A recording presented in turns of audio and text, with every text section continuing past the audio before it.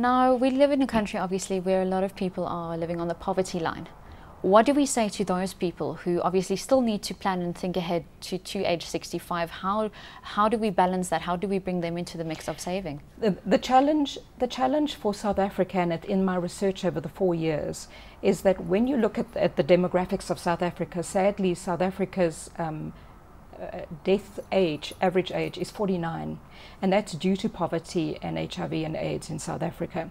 So I've had to very clearly try and define two groups: those that will be living way beyond 60, and those that are struck down through our history.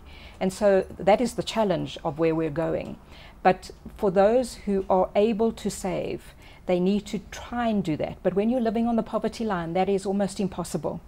And we're in that phase in our history at the moment where the social grants are meeting the needs of that group of people, while we're developing a new national security system, which in the long term will be the vehicle that will help individuals throughout the age groups to cope with this new challenge. Now, speaking of the social security and the retire and reform plan, it's been in the pipeline for over 6 years now and it hasn't come to fruition. Why? I think that it has been a greater challenge than anybody ever anticipated.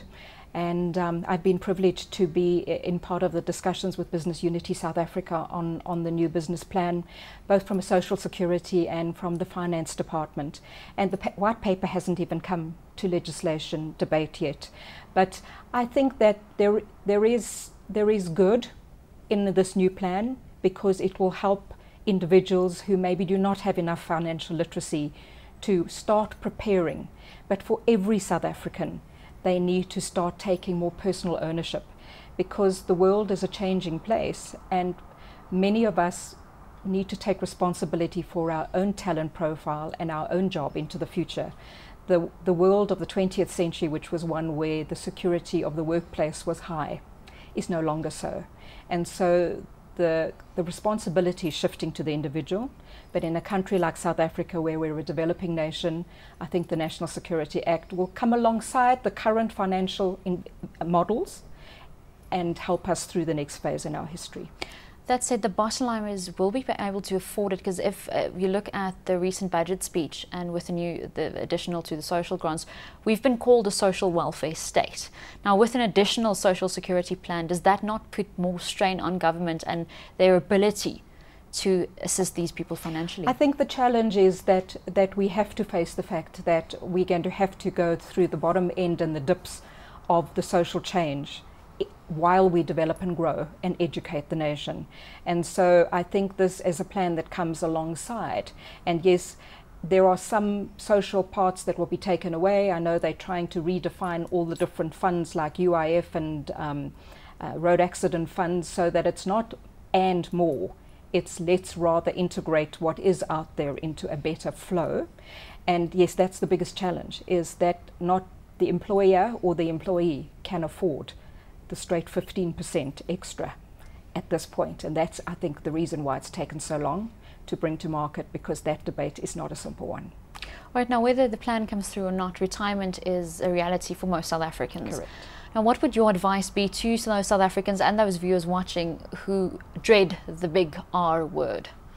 I think that the biggest important thing is to, while you're still working and earning a salary, if that's where you're at, is to discover who you are and what your talents and gifts are and what you really are passionate about. Hopefully you're working in that already, but for many they work in an area where I call it golden handcuffs, is that you get caught up in a job and then the mortgage and the children and the education keep you there, but it's not really what you're passionate about. So if you're able to choose in the next phase, it would be good to choose an area of life that you're passionate about, because then work becomes play. And you're able to get up every day with a combination of work and play. And it takes time to do that.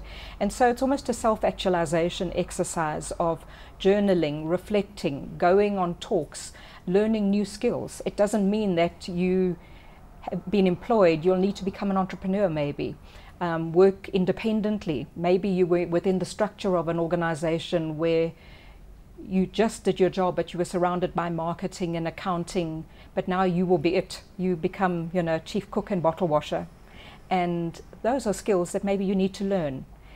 So those are some of the advice that I give people when I chat to them, is to start discovering that long before you retire. Start to develop a portfolio life that will help you to be excited about the future rather than dreading the R word. Now, one of the articles you recently published called Discovering the World of Work, you said the baby boomer generation tend to want to make a difference and leave a legacy behind.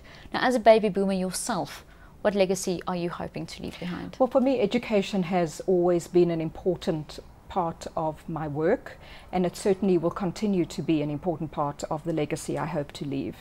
And because for me, everything rises and falls on education, if I have to choose one area that I would be involved in until the day I die, it would be helping in some way in bringing about change in education in this country. Presently, I'm helping Dr. Louise van Rijn. We are both Denner King scenario facilitators. We're setting up a pilot called The School at the Center of Community, because we believe that the community knows what their needs are. And where business and community and parents and teachers and children can come surround a school and a principal, that we can start to bring ownership from the community outwards through schools, because they are centres where everybody does gather. And so that's one of the projects that I'm personally involved in. Right, Lynda, let's leave it there for now.